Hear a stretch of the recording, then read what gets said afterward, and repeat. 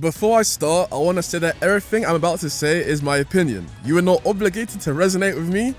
I am just saying my thoughts about the current meta, and I want to emphasize that this video is about the current meta in Pokemon Violet and Scarlet, okay? This video could be irrelevant like 2 months from now, 1 month from now, or a week from now. I don't even know. But obviously, when I'm filming this, I am filming this in the present. So I will be speaking about what is happening in the present. And as you can probably tell from how I've opened up this video, my thoughts on the meta right now are not good. But before I say what's bad about the meta, let me say what's good about it, okay? So people don't think I'm dogging on the game completely. Terrestrialization. This isn't really to do with the meta, it's more of just like part of the game's features, but terrestrialization is hands down the best thing since Mega Evolution. Like, I can say that confidently. And before anyone gets mad, this is just my opinion. You can think that Dynamax is better, or like the thing from Sun and Moon. I think that Mega Evolution is the best gimmick, and terrestrialization comes in second place. And that's saying something, honestly. Like, terrestrialization allows you to change the type of like any Pokemon, and a Pokemon that actually gained like a massive buff from terrestrialization was Hydreigon, because it's weak to so much stuff, like actually so much stuff. But if you slap Terra Fire on it, you have Levitate, so you're only weak to Water and Rock, which is way better considering that it was weak to, I don't know, like I think it had 5 weaknesses. I think 5, and one of them being that it's quad weak to fairies. So I have nothing against terrestrialization. The issue I have is to do with paradox Pokemon. Not all of them. Like, for example, Screamtown, Brute Bonnet, and like Sandy Shocks, they're not overpowered, they're just good, you know? Like, they're good. But when you start including Pokemon like Fluttermane, Roaring Moon, Iron Bundle into the fray, things become not fun very quickly, and there are reasons for this. The main reason being photosynthesis / quark drive. And for the rest of this video, I'm going to be referring to the ability as photosynthesis because it's literally the same thing as quark drive. Like, one takes the sun to activate, one takes electric terrain to activate. Wow, okay. Photosynthesis is power creep personified in an ability, and it's too good for its own good. If you don't know what photosynthesis does, when the sun is out or when a Pokemon has the item boosted energy attached, the highest stat gets boosted by 30% unless it's your speed, because speed gets boosted by 50% instead. Before I continue, I want to bring up the ability Huge Power and Pure Power. Both of these are simple abilities, they just double your attack stat. As short as this synopsis is, Pokemon with these abilities should not be messed around with, because doubling your attack stat is absolutely insane. Let's take a look at who gets these abilities.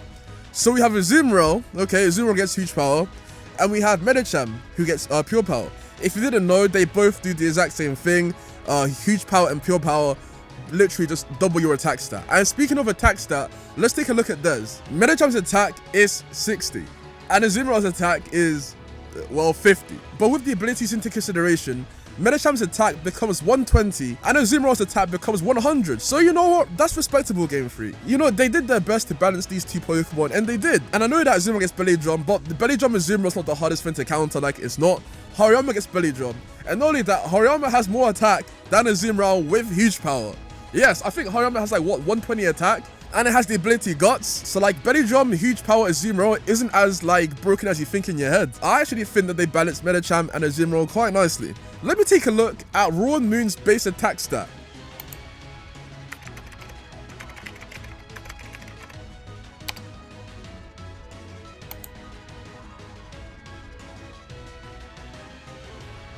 $139. You make Roaring Moon's attack its highest stat and give it the boosted energy, and that attack stat gets enhanced even more. Now tell me, does Roaring Moon need a 50% increase to its attack on switching? Does it? And you know what makes it worse? You don't have to use the boosted energy if you don't want to. You can just send out Torkoal with Drought next to Roaring Moon and use the Life Orb instead. Roaring Moon with photosynthesis boosting its attack and Life Orb on might as well just become a legendary Pokemon. I'm not even lying to you. And it's funny because you can't use Miraidon or Crydon in ranked, but you can use Fluttermane, you can use Roaring Moon, Great Tusk, Iron Bundle, Iron Hands, and with photosynthesis / quark drive active, they might as well all become legendary Pokemon. There's no difference. And in terms of how strong paradox Pokemon actually are, I feel like the closest thing we've seen to this is Mega Evolution. And don't think for 1 second that I'm even exaggerating. Roaring Moon with photosynthesis boosting its attack has higher attack than Mega Gallade. But that's nothing. Roaring Moon with photosynthesis active has a higher attack stat than Mega Mewtwo X. Mega Mewtwo X has the highest attack stat in Pokemon history with a base attack of 190. And bear in mind, Mega Mewtwo X can't even hold that item because for Mewtwo to evolve into Mega Mewtwo X, you have to make it hold the Mega Stone. As I've already said already, if you don't want to use items such as like the booster energy on Raw Moon or Fluttermane, you can just use Torkoal. If not, you can just use Sunny Day, leaving room for any item to be on these Pokemon. Any item, Choice Scarf, Choice Specs, Life Orb, it doesn't matter. It doesn't matter. You can legit put anything and it's fine. And you want to know something else? Okay? I know it's been a while since Gen 6, but in Gen 6, you were only limited to 1 Mega Evolution per battle. In Gen 9, you can send out as many Paradox Pokemon as you want. You can have an entire team of them. And it's stupid because they all have the exact same ability, boosting their highest stat. How does that make sense? Please, okay? If there was a world where you could run an entire team full of Mega Evolution and go into PvP, do you think that'd be fair? Do you think that'd be fair? No, but essentially that's what's happening. Yeah, Fluttermane. Fluttermane is insane. The amount of damage Fluttermane dishes out is...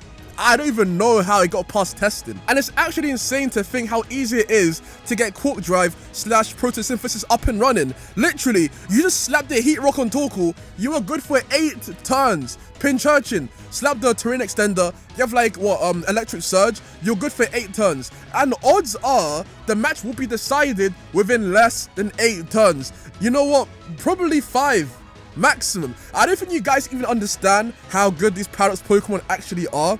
I feel like people don't notice because everyone's using Paradox Pokemon. The only way to successfully counter a team full of Paradox Pokemon is by using a full Paradox Pokemon team. But everyone's naturally doing that because everyone wants to win. And I don't blame anyone because obviously, if you play PvP, the whole goal is to win. So if you can maximize your chances of winning, why wouldn't you do that? The only reason why I've realized that this is an issue is because I try to make content on the game. You guys don't even know how many times I've had to cut a video short because the Pokemon I'm trying to showcase gets one-shot by a Paradox Pokemon that wasn't even trying. It's getting to the point where I feel like I have to design Pokemon I showcase specifically to beat Paradox Pokemon because that's all you see on PvP. I don't even see Golden Go anymore. I wouldn't even be surprised if Golden Go moved down to underused. It happened to Mousehold. If you don't know, currently Mousehold is underused. Mousehold, the Pokemon that has 3 utilities. One of them being that it's one of the best DPSs in the game with Technician Population Bomb. Second one being that it's the best Follow Me user in the game. Well, I guess that's a debate between Mousehold and Indeedee,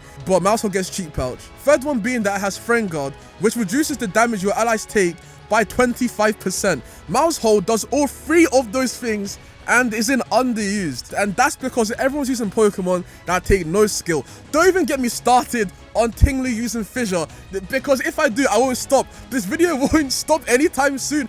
I don't know who in the Game Freak HQ said it was okay to give Tinglu Fissure along with Stomping Tantrum, because look, let me say this now, okay? Look, Tinglu isn't easy to kill because of its ability lowering your special attack, and on top of that, its defenses and HP are actually good. And if you didn't know, Tinglu actually got nerfed by Game Freak. This wasn't only Tinglu, it was all of the Ruination Pokemon, but before patch 1.01, Tinglu used to have a HP stat of 165. After this patch, it got nerfed to 155, so it got nerfed by 10. But I can't lie to you, Game Freak have to make it so Tinglu has a HP stat of 20, because 155 is way too much. It doesn't need all of that HP. You wanna know a Pokemon that needs HP? Chansey. Chansey has a HP stat of like, what, 250, and it does have like really good special defense, yes. But its physical defense is 5. If Drain Punch catches Chansey, it's gone. It doesn't matter if Chansey has 2 trillion HP. It's gonna die to Drain Punch. You know what? Probably even Rock Smash. And if it doesn't, Rock Smash has a 50% chance of lowering defense even more. But anyway, back onto Tinglu. I don't know why Game Freak decided to do Tinglu so well, but then decided to make Tinkaton useless. I don't know, man. I enjoy Pokemon as a franchise. I enjoy playing Pokemon games. I don't really care about the story too much. Like, catching Pokemon is enough for me. But when it comes down to Gen 9 PvP, currently, it is not it, and it sucks because terrestrialization is such a good feature. They should have just balanced Paradox Pokemon the same way they balanced Hisuian Pokemon. Why are Hisuian forms of Pokemon balanced? Why are Alolan forms of Pokemon balanced? But Paradox Pokemon are on the cusp of being an Uber, if not already an Uber. I don't know. That's basically it. Comment what you think. Give the video a like and something more, but yes. I will see you in the next video.